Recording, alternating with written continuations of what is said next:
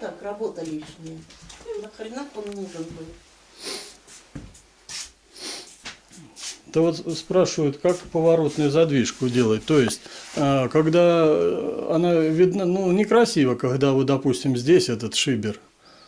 Вот, а вот это вот по старинке уже, вот, то есть поворотная задвижка называется.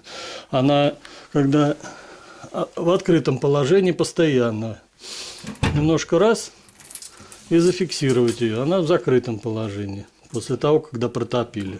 А так она постоянно в открытом. Зачем же ее фиксировать это? Ну, мы как-то говорили об это с Анатолием. Он говорит, я сам придумаю. Я говорю, ну, придумаешь, хорошо. Вот. А так она постоянно в открытом положении находится. Вот. Может, кому еще понравится. Это камин, называется Верона, помню. По чертежам мы еще работали. Здесь еще планируется тоже обработать кирпич. Вот этот вот чем будете обрабатывать? Здесь будет столешница из дуба. И вот здесь. Ну. Вот там дуб будет лежать, и здесь дуб лежать будет. Ну, то есть еще, чтобы доделать эти Да, все. да, сегодня уже приедет мерить. Мастер он ждал, пока положится плитка.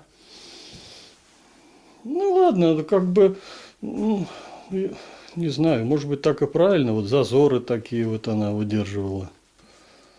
Ладно, По-другому, это ж плитка. это плитка. Это же этот камень. Его так не приложишь, она и так замучилась сточить все здесь. Она подгоняла там все. Конечно, Да? она ж точила здесь болгаркой. Ну, ладно.